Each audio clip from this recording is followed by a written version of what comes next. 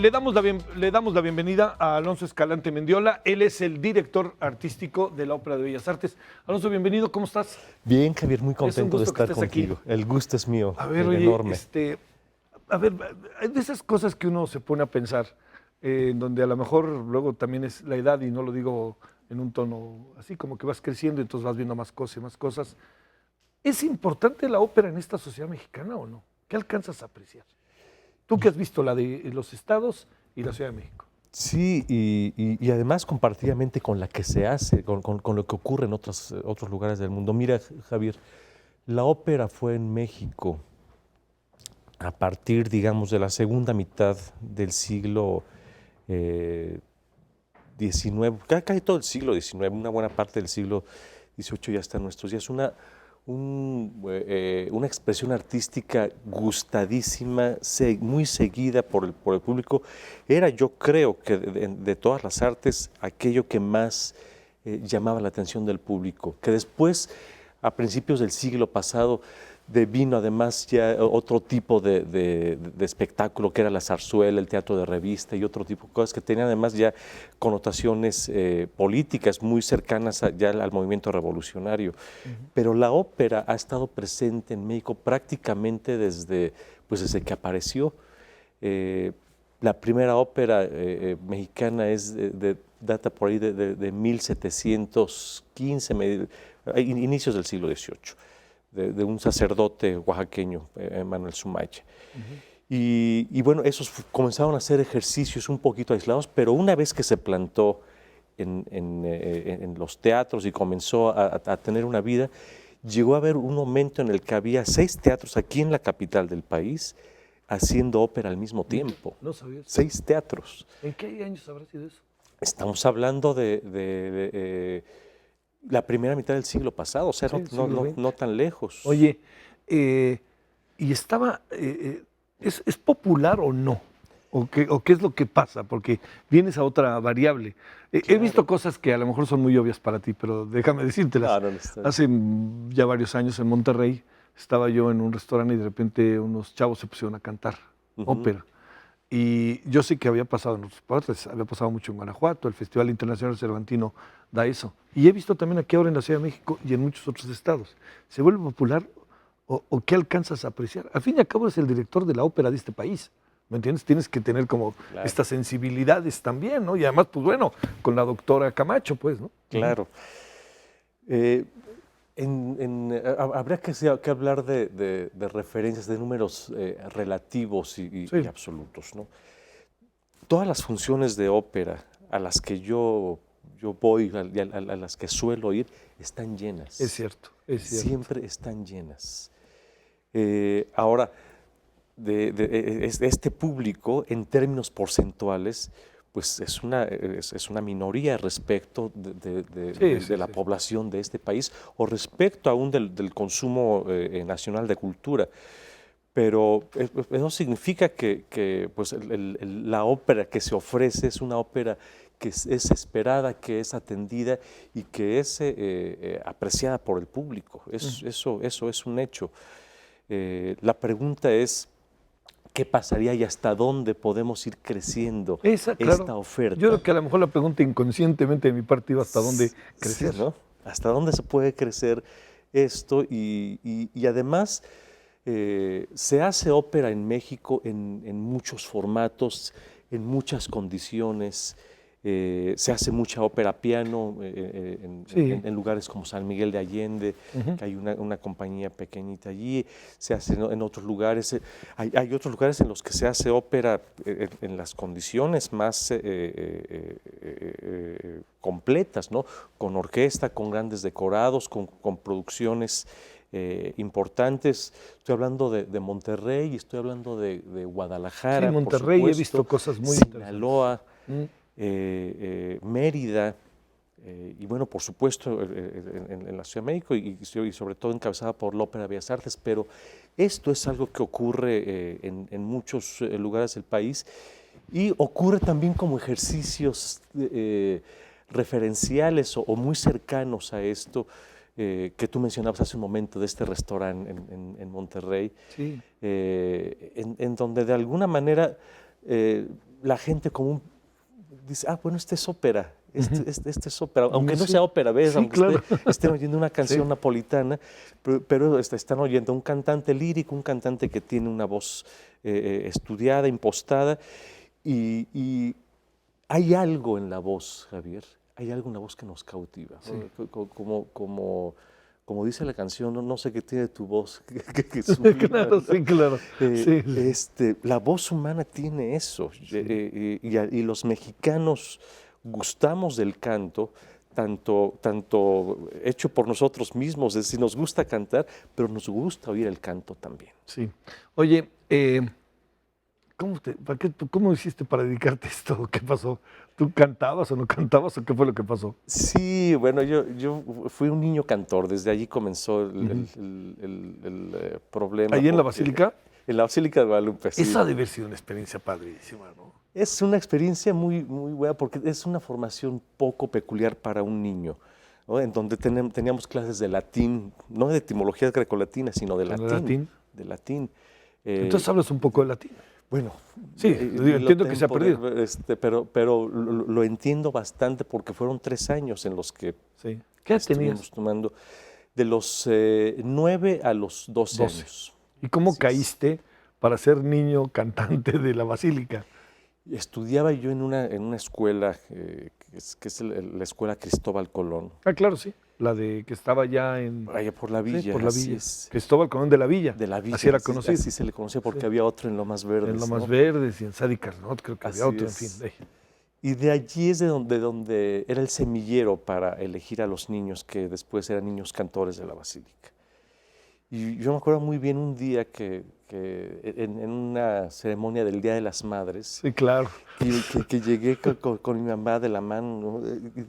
Y ya había comenzado la ceremonia y oí que estaban cantando pues, unos niños, evidentemente. Y yo sentí una corriente que me corrió por toda la espalda hasta la cabeza. Yo creo que hasta hice algo así. sí. Y volteé y eran estos niños. Y dije, qué cosa maravillosa. En ese momento yo tendría 6 años probablemente. Fíjate.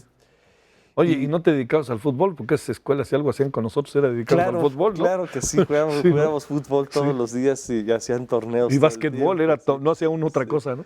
Sí. Así es que le pregunté a mi mamá que quiénes eran y ya me dijo, son los niños del coro de la Basílica. Y yo iba pausando mis preguntas y cómo se entra allí, cómo se le hace para ser uno de ellos. Sí. Y ya me explicó que pues irían a escogernos en un momento cuando fuera en tercero de primaria, y que pues si yo... Pues tienes que hacer méritos. Sí, y entonces, te lo juro, Javier, que desde entonces yo estaba esperando que fueran a escogernos. Sí. O sea, yo esperaba el día en que fueran y hicieran la tal prueba. Y que tú la pasaras. Que yo la pasara, sí. Y llegó ese día de la audición, nos enseñaron una canción rapidísima, porque además se trataba de oír la voz, pero también la memoria musical, ¿no? Sí. Nos enseñaron una canción rapidísimo. ¿Recuerdas cuál era? Sí, una canción de Vagabundos, una canción que yo nunca más he vuelto a oír, sí. más que a mi hija, que se la enseñé yo después. Sí, claro, por supuesto. Y me dice, papá, contigo canto puras canciones de borrachos y de vagabundos. Y eso que eres el director de ópera, dice. Y entonces pasamos la fila que me tocó al frente para que nos fueran oyendo uno por uno. Iba el director y señalaba... Y a la hora que pasó frente a mí, no me escogió. Se siguió y yo no daba crédito. Sí. Porque yo sabía que yo cantaba. Sí, bien. claro. Bueno, yo estaba preparado además para eso desde 2 años. No me digas, antes. ¿y qué pasó? Terminamos de oír a todos y dijo, a los que escogí salgan, por favor, salgan porque quiero hablar con ustedes. Y yo salí porque estaba seguro de que era un error de él. Sí. Tanto que a los 2 meses de haber ingresado, ya después de hay una serie de filtros para entrar al coro de la Basílica. Pero cuando entré ya, a los 2 meses ya era solista. Y se lo hice ver, se lo hice saber, usted no me escogió. ¿Y qué dijo? No, pues le dio mucha risa. Y Pues dije, claro, pues se me fue. un hermano lasallista que se ha muerto de la risa, ¿no? Pues sí, pues sí. ¿Qué pasó después? ¿Se dedica uno a esto? ¿Estudias una carrera, déjame ponerle comillas, convencional? ¿Qué es lo que va pasando en el desarrollo de tu vida? Mira, en el mío pasa lo que ocurre con todos quienes nos dedicamos a la promoción, a la gestión, a la administración de la cultura y las artes. Prácticamente en todo el mundo ha ocurrido un fenómeno que es muy reciente en el que se ha profesionalizado la gestión cultural. Sí, eso está muy bien, ¿eh? Antes de eso se hacía de una manera empírica. Así es que el campo de la promoción cultural está llena de personas de todas las disciplinas que por afinidad fuimos llegando a ello. Yo además después estudié composición, estudié canto, seguí mis estudios musicales. Sí, aquí en México, sí. En una escuela que se llama Centro de Investigación y Estudios de la Música, que es una escuela sobre todo especializada en composición. Pero yo lo que quería era tener una formación musical sólida, como la puede tener un compositor, y para poder tener eso pues mucho más claro, y la voz la estudiaba la técnica vocal pues con otros maestros. Estudiando, a ver, pero siguiendo tu ciclo escolar básico, primaria, secundaria, preparatoria, o de repente dejas todo y dices, no voy para allá. No, estudié todo entonces, eso. ¿Qué decían, Bueno, mi papá era industrial del calzado, era zapatero de León. Así pues es sí, que, claro. Así es que pues él lo que quería era que siguiéramos con el negocio. Nos dedicáramos a eso. Sí, claro. Y pues ninguno de mis hermanos ni yo ¿Le hicieron caso? Le entramos ¿Nadie a eso. se dedicó a eso? Nadie se dedicó. Entonces el negocio ahí quedó. El negocio se quedó finalmente cuando mi padre se retiró, pues ya se liquidó y terminó allí. ¿Y tus hermanos se dedican a otras actividades? Mis ¿también hermanos son diseñadores. Ah, mira.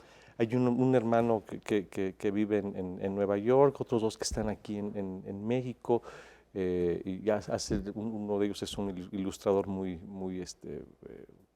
reconocido, en fin. De alguna forma siempre estuvimos cercanos sí, al arte. Y bueno, mi papá, desayunamos los domingos oyendo ópera, entonces fíjate, ya a la hora que le digo que yo quería cantar y que no lo hizo tan feliz, bueno, pues él había creado este monstruo. Él creó el monstruo, no, pues fue culpa de él. Oye, y para tu mamá sí ha de haber sido algo muy grato, ¿no? Y no lo digo como estereotipo. Porque mi mamá y mi papá cantaban también, nuestras reuniones caseras eran de cantar, claro. Y mi mamá viene de una familia en donde mi abuelo fue un actor de aquellos, de los teatros de revista, de las carpas, de la radio y del primer cine mexicano. Sí, entonces estaba como cerca. Ella estaba mucho más cercano a todo eso. ¿Estudiaste en el extranjero? ¿Te fuiste al extranjero o no? Yo estudié algunas cosas fuera de México, en mi formación vocal y musical, mucho más yendo a cursos especializados, tuve la fortuna de que nuestro buen amigo Ramón Vargas, quien también estudió en el coro de la Silca, sí, claro. Tú conoces muy bien. Sí, muy bien lo conozco. Ramón y yo nos conocemos desde niños. Pues estaban en el coro. Estábamos en el coro. Él es un poquito más grande que yo. ¿Él estaba también en el Cristóbal, no? Ahí hay una fotografía con toda Ramón, intención. Pero de hace ya un buen tiempo. Sí, esta sí fue. No, y tu demonio, mira. Y demonio. Estábamos saliendo de una función en donde él hacía el Tito de la Clemenza di Tito de Mozart. Sí. En el Festival Cervantino. ¿Como público? Yo iba como público. Yo lo fui a saludar pues, te iba a comentar que cuando yo entré al coro de la Basílica, Ramón es 5 años mayor que yo, él ya era una leyenda allí. Ya nos ponían a la hora de la comida sus grabaciones. Mira. y ya se hablaba de Vargas. Sí. Y era el ejemplo y el modelo que todos queríamos seguir. Sabes, un tipo muy agradable. Sí, eso luego no es fácil. Famoso, importante y agradable es una buena combinación. No es muy común. Así es. Además se sabe todos los chistes del mundo. Sí, tiene buen sentido del humor. Oye, entonces, espérate, ¿sí te fuiste al extranjero? Sí, estuve tomando allá algunos cursos. Algunos, te decía, con el propio Ramón. que me daba clases cada vez que podía, en donde lo veía o aquí mismo en México. Y después, bueno, lo que ocurrió es que tuve que comenzar, o por circunstancias en las que tiene que ver también Ramón, comencé a partir mi vida, que yo bueno, fui financiero un tiempo, cosa ¿Eso quiere decir que estudiaste economía? Que estudié contaduría y ¿En dónde? en la bancaria, en la escuela bancaria esa que estaba en Reforma, por ahí. Está en Reforma. Sí. Y después estudié también en el Tecnológico de Monterrey, de desarrollo organizacional y administración financiera. Pero fíjate lo que son las cosas. Te dedicas a la gestión cultural. Ahora hay carreras sobre gestión cultural y eso hubiera sido como, a lo mejor tú de 18, 19 años hubieras dicho, yo quiero estudiar esto, ¿no? Claro. Gestión cultural. Al final de cuentas, Javier, ahora mismo, y después, bueno, estudié ya unas maestrías justamente en gestión cultural,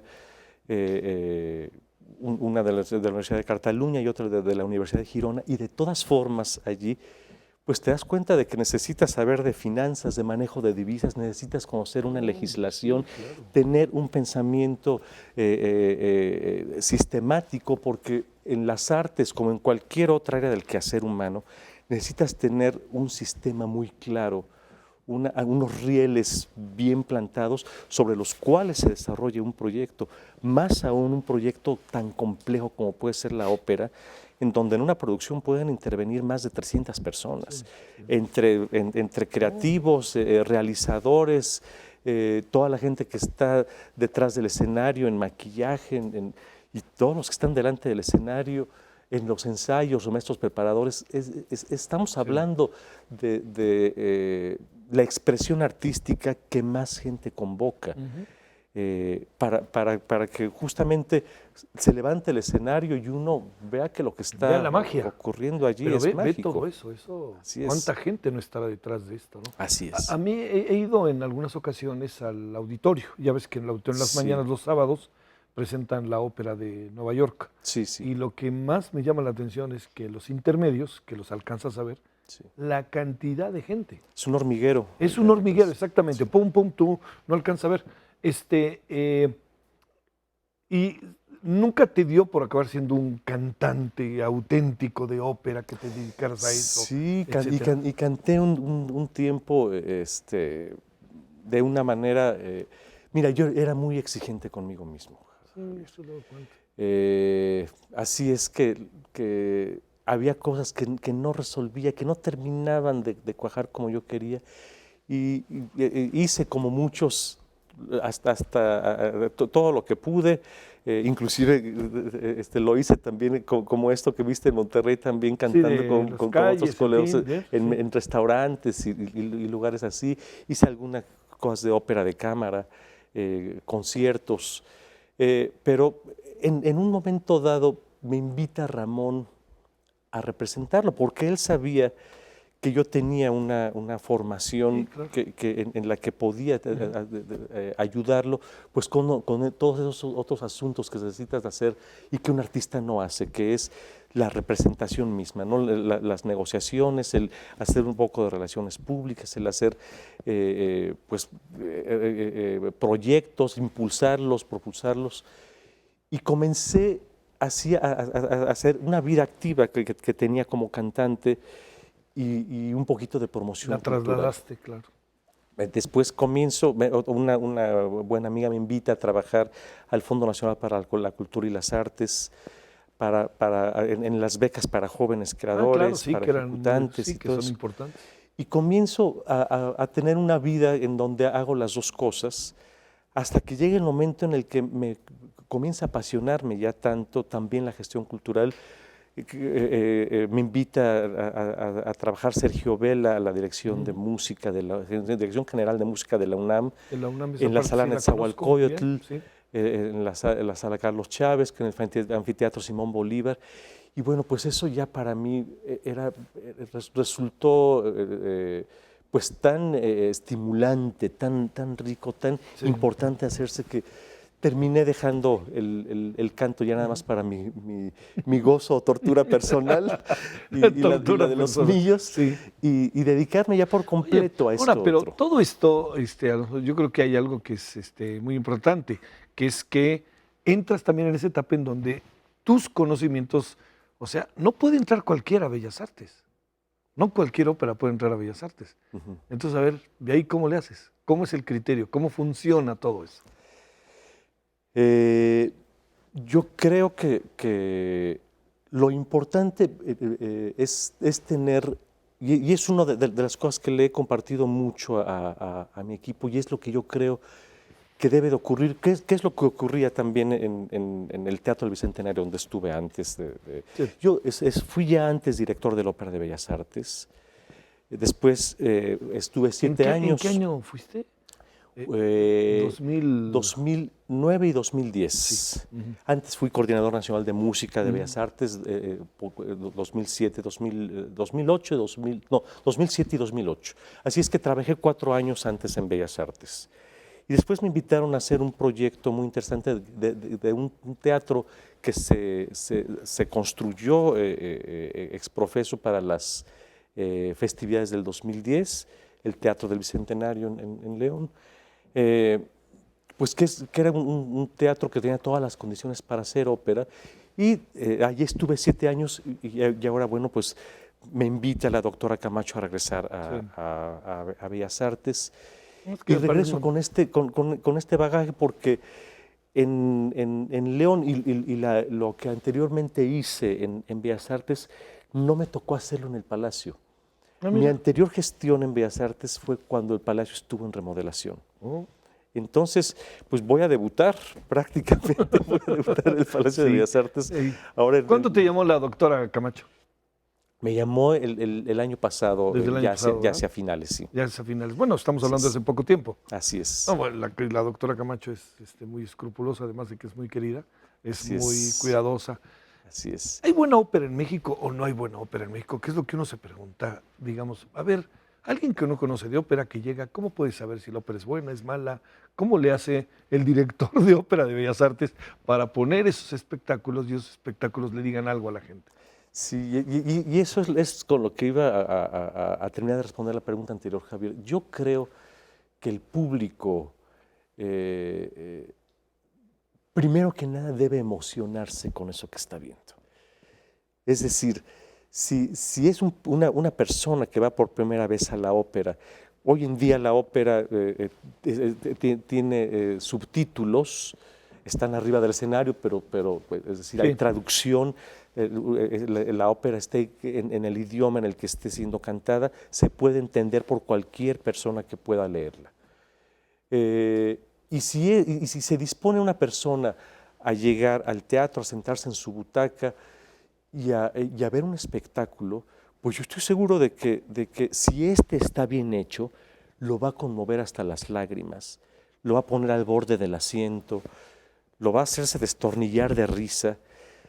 La ópera, cuando bien hecha, te atrapa y te atrapa para siempre. Eso, de verdad, no creo que exista con otra cosa. Yo solamente conozco otro público que se puede acercar un poquito en términos de la pasión, casi del fanatismo a la ópera, que es el de los toros. Sí. Fuera de eso, no hay quien. Todo lo que hay en torno a la ópera es algo que tiene una potencia, es un fenómeno que yo no logro explicarme. Sigo pensando que tiene que ver con la voz, con el texto, con la palabra sublimada a través del canto, de la música, y después del escenario, cuando esto está bien hecho. Hay cosas que me parece que son muy importantes justamente para lograr que ese público se conmueva. Ese que nunca había venido a la ópera, que se quede y que diga, ¿qué es esto? Y es lo primero es que el escenario debe de ser esa otredad, debe de ser un lugar que una vez que se levanta el telón, uno no se lo esperaba. Debe de haber esa sorpresa, esa magia de la que tú hablabas. ¿Javier Camarena es un fenómeno? Lo es, sin duda. Javier Camarena es uno de los cantantes más importantes de los últimos tiempos y bueno, pues en este Más momento, allá de México, ¿verdad? Sí, te estoy hablando del mundo, claro. Y en su tipo, pues el más importante en este momento, en el mundo, en ese repertorio. ¿Qué es lo que lo hace tan buen cantante? Javier es un artista. No nada más es poseedor de una muy buena voz que le dio la naturaleza, que traen los genes. Es además un hombre que estudió, que se preparó para ser un músico. Yo lo veo en estos términos. En un cantante, el primer paso, un cantante, pues es alguien que tiene una voz. Sí, que la traes. Y tiene un cierto sentido rítmico, un cierto sentido musical que le permite afinarse y cantar desde las mañanitas hasta Dicuela Pira, ¿no? Del trovador. Sí, hasta la vagabunda. Hasta la del vagabundo. Después, si avanzó, si siguió preparándose, es un músico. Ya es un instrumento que es capaz de hacer música, haciéndole justicia a una partitura, inclusive haciendo una lectura minuciosa, estilística, con toda una investigación profunda acerca de lo que toda esta discurso musical le entraña. Y el tercer paso, que es el de hasta arriba, es que sea un artista. Y esto lo combina. Y esto lo hace Javier. Es alguien que además de cantar muy bien y ser fiel a una partitura, conmueve con su canto. Te voy a pedir que nos pongamos de pie. Claro. No, pues no te voy a pedir que cantes para que veas. Eso no lo haría. No lo haría. Pero es para que nos saquemos una foto. Muchas gracias, Alonso. Suerte. Sé que tienes poco tiempo en el cargo, pero en verdad te deseo mucha suerte. Muchas gracias. Y gracias por venir, Alonso. Gracias a ti por la invitación. Bueno, pásela bien. Hasta la próxima. Adiós.